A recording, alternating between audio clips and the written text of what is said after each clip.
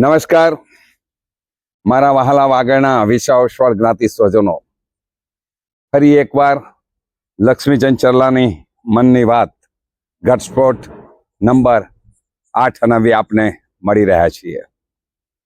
મિત્રો, આજે 20 તારીખ છે. શામખિયાળીની ધરતીમાં બેઠો છું. પરમ દિવસે 22 તારીખના વાગડ વિસાવસ્વર 24 મહાજનની કારોબારી સભા બોલાવવામાં આવી છે અને એના જે કારોબારી સભ્યો છે એના લિસ્ટો પણ આવ્યા છે. એવા કેટલાક લિસ્ટો મેં વોટ્સઅપ પર વાંચ્યા. મને નવાઈ લાગે છે કે પ્રમુખના કોટામાં આંતરજ્ઞાતીય લગ્ન કરનારી મહિલા, જેનો આટલો વિરોધ થઈ રહ્યો છે, છતાં પ્રમુખ શ્રી બેશરમ થઈને એના પોતાના કોટાની અંદર એનું નામ જાહેર કરે છે. કેમ, શા માટે આ પ્રમુખ શ્રી નાગજી કેશવજી રીટા એ મહિલાથી આટલા દબાયેલા છે? મને ખબર નથી પડતી. એમના કયા રાજ એ મહિલાના હાથમાં છે જેનાથી એ આંતરજ્ઞાતીય મહિલાની જે ગેરકાનૂની ગેરબંધારણીય નિમણૂક કરી છે, આ નિમણૂક એમની દૂર નથી કરી શકતા. આ કઈ એમની મજૂરી છે? વાગડ વિસાવસ્વર 24 મહાજનનો પ્રમુખ આટલો નિર્માલ્ય કઈ રીતે બની ગયો? મને એ સમજાતું નથી. મિત્રો, સમાજના અસ્તિત્વનો સવાલ જાગ્યો છે. સમાજની એક મહિલા છેલ્લા 10 મહિનાથી ન્યાય માંગી રહી છે, એને ન્યાય આપી નથી શકતા. અને આ ગેરબંધારણીય રીતે નિમણૂક પામેલી મહિલા, ગઈકાલે એનો એક વિડીયો વાગડના સાવજની વિરુદ્ધમાં પબ્લિશ થયો. આ મહિલા વાગડના સાવજ તરીકે ઓળખાતા લક્ષ્મીચંદ ચરલા એટલે મને લલકારી રહી છે. આ વાછરડી કયા ખીલાના જોરે કૂદી રહી છે? નાગજીભાઈ, તમે આ સમાજના પ્રમુખ છો, એ યાદ રાખજો. વાગડનો વિસાવસ્વર સમાજ બોલે છે નહીં, પરંતુ સમય આવશે ને ત્યારે તમને જડબાતોડ જવાબ આપશે. આ મહિલા શું આ સમાજની બાપ છે? મારે આ પૂછવું છે. આ સમાજ કેમ ચૂપ બેઠો છે? કેમ સમાજ આ મહિલાની દાદાગીરીને સહન કરી રહ્યો છે? આ મહિલામાં એવું શું છે નાગજીભાઈ કે જેના કારણે તમે આ મહિલાને ગેરબંધારણીય નિમણૂક કરી હોવા છતાં એને દૂર નથી કરી શકતા? ખૂબ અફસોસની વાત છે. વાગડના વિસાવના પ્રમુખ છો નાગજીભાઈ, તમે આ સમાજના પ્રમુખને છાજે એ પ્રકારનું વર્તન કરો. અમે તમને પ્રમુખ તરીકે સન્માન આપીએ છીએ, પરંતુ તમે જ્યાં ખોટા છો ત્યાં એનો વિરોધ પણ કરીએ છીએ. આ એજન્ડા કારોબારી સભાનો મૂકવામાં આવ્યો છે. આ એજન્ડાની મેં વાત સાંભળી. એમાં 5મા નંબરનો એજન્ડા છે.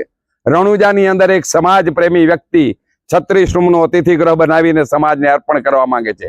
એના માટે ચર્ચા વિચારણા કરવી. કેમ સાહેબ, રણુજામાં એવું શું છે? અને ઓલરેડી રણુજાની અંદર લાકડિયા યાત્રિક ધામ આજે વર્ષોથી કાર્યરત છે. એ સમાજનું એક ઘરેણું છે. સમાજના ઉદારદિલ દાતાઓના સહયોગથી એ ઘરેણું ત્યાં નિર્માણ પામ્યું છે.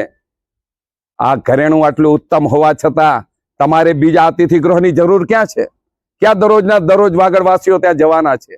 ક્યારેક જ યાત્રા કરવા જાય છે, ક્યારેક જ રણુજા રામદેવ પીરના દર્શન કરવા જાય છે. તો એ દર્શન કરવા જાય ત્યારે એમને 1 કે 2 દિવસ રોકાવાનું હોય તો એ લાકડિયા યાત્રિક ધામ, રણુજા રામદેવ પીરનું યાત્રિક ધામ એ ખૂબ જ સારી રીતે કામ કરી રહ્યું છે. તમારે શું આ લાકડિયાના યાત્રિક ધામની બરાબરી કરવી છે? તમારે એની સ્પર્ધા કરવી છે? શું જરૂર છે આ 36 રૂમનું આપણા ડોકમાં ગાંઠ બાંધવાની? શું જરૂર છે સાહેબ? એક તમે વ્યવસ્થા નથી કરી શકતા, તમે સમાજને કંઈ નવું આપી નથી શકતા, અને તમારે 36 રૂમ જ્યાં કોઈ જરૂર નથી, એ જે કોઈ દાતાએ બનાવી હોય ભલે પોતાની રીતે ચલાવે, અને એની ભાવના સારી હોય તો ત્યાં બાબા રામદેવના દર્શન કરવા આવનારા યાત્રિકોને ભલે એની વ્યવસ્થા આપે. 24 મહાજને આ ઘંટ બાંધવાની, ગળે બાંધવાની ક્યાં જરૂર છે સાહેબ? આજે તમે પ્રમુખ છો, કાલે તમે પ્રમુખ નહીં હો, અને નથી જ રહેવાના આવતા દિવસોમાં તમે પ્રમુખ. તો આ સમયે જે કોઈ પ્રમુખ આવશે એની જવાબદારી શું? અને એ યાત્રિક ધામની અંદર એ તમે જે 36 રૂમનું લેવા માંગો છો, યાત્રિક ધામમાં કોઈ પણ અનનોન પરિસ્થિતિ થશે, કોઈ એવી દુર્ઘટના થશે, કોઈ એવી ઘટનાઓ ઘટશે, તો એનો જવાબદાર કોણ છે? નાગજીભાઈ, તમે સમાજને કંઈ આપી નથી શકતા, તમારી ક્ષમતા નથી, તો સાહેબ રહેવા દો ને. શા માટે ખોટા ઘંટ ગળે બાંધવા માંગો છો? આ સમાજને તમારે કેટલું હજી નચાવવું છે તમારી આંગળીના ટેરવે? આ સમાજને શું તમે બુદ્ધું સમજો છો? માફ કરજો નાગજીભાઈ, લાકડિયા યાત્રિક ધામ રણુજાની અંદર ખૂબ સારી રીતે ચાલુ છે. અને હમણાં થોડા સમય પહેલા તો હજી એનું રિનોવેશન થયું છે. શ્રેષ્ઠ સેવાઓ આપે છે. હું પોતે એની સેવાઓ લઈ ચૂક્યો છું. ત્યાં જનારા વાગડવાસીને કોઈ પણ એના 5 યાત્રિક ધામના જે કોઈ ટ્રસ્ટીઓ છે એનો સંપર્ક કરીને જાય તો એને સારામાં સારી સુવિધા ત્યાં આપવામાં આવે છે. તો પછી આપણા વાગડ સમાજની એક સંસ્થા, વાગડ સમાજના દાતાઓના દાનથી ત્યાં નિર્માણ થયેલી સંસ્થા સારી રીતે ચાલે છે, તો એની સ્પર્ધામાં બીજી સંસ્થા ઊભી કરવાની જરૂર શું છે? મહેરબાની કરીને આનો વિરોધ કરું છું અને સમાજના જાગૃત જનોને કહું છું, આ વસ્તુનો વિરોધ કરો. નાગજીભાઈ તો મફતના ખાટલે બેસીને જમવામાં માને છે, પરંતુ સમાજના આજે એ નાગજીભાઈ સ્વીકારશે ને, આવનારી કાલે સમાજ માટે એ વસ્તુ બહુ નકામી બની જશે. એટલે ગળે ઘંટ બાંધવો છે તમારે કરવું છે તો મુંબઈની અંદર ઘણી બધી વસ્તુઓ છે, કરો ને. સ્કૂલ બનાવો, કોલેજ બનાવો, હોસ્પિટલ બનાવો, મહાજનવાડી બનાવો, આવાસ યોજના બનાવો. આ તો તમારે કંઈ કરવું નથી. અને જે ચીજની જરૂર નથી રણુજામાં, એ ચીજ તમારે ત્યાં ઊભી કરવી છે. એટલે મફતમાં મળે છે એટલે લઈ લેવું છે તમારે. સાહેબ, એનો ઉપયોગ કેટલો? વાગડના વિસાવળ જ્ઞાતિજનો એનો કેટલો ઉપયોગ કરશે? અને એના મેનેજમેન્ટમાં થનારો ખર્ચ નાગજીભાઈ તમે સમાજની અંદરથી ઉઘરાવશો કે પછી તમારા ખિસ્સામાંથી આપશો? અમારે સ્પષ્ટ જોઈએ છે. 22 તારીખની કારોબારીમાં આ બાબતનો અગર જો આ 36 રૂમનું સેનેટોરિયમ લેવાનો તમે નક્કી કરશો તમારી બહુમતીના જોરે, તો મારો આમાં વિરોધ નોંધી લેજો. આ સમાજ માટે બિલકુલ બિનજરૂરી ચીજ છે. આ લેવાની સમાજે કોઈ જરૂર નથી. સમાજે આવા ખોટા ઘંટ ગળે બાંધવાની જરૂર નથી. તમે તો આજે છો, કાલે નહીં હોવાના અને નથી જ રહેવાના તમે નાગજીભાઈ. આવનારા દિવસો હવે તમારા પૂરા થઈ ગયા. તમે સમાજને આજ સુધીમાં છેતર્યો છે, મીઠું મીઠું બોલીને છેતર્યો છે. તમે પેલી બીના ડેડિયાને ચડાવીને મારી વિરુદ્ધમાં ગમે એવા બકવાસ કરાવો છો. બંધ કરો આ બધું.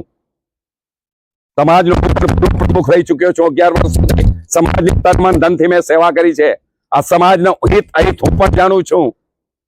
સમાજને ખોટા તમે આવા ખોટા ઘંટ બાંધવાની કોશિશ નહીં કરો. મારે સમાજના જાગૃત જનોને વિનંતી કરવી છે, બોલો. તમે ચૂપ રહેશો તો આ લોકો સમાજને વેચી નાખશે આવનારા દિવસોમાં. માફ કરજો, મારે આજે આ ગરમ થઈને કહેવું પડે છે. સમાજને જે રીતે છેતરવાની ક્રિયા થઈ રહી છે, સમાજના પ્રમુખ તરીકે સન્માનીય નાગજી કેશવજી રેટા જે રીતે બિનજવાબદાર રીતે વર્તી રહ્યા છે, આની સામે જાગજો, જાગશો.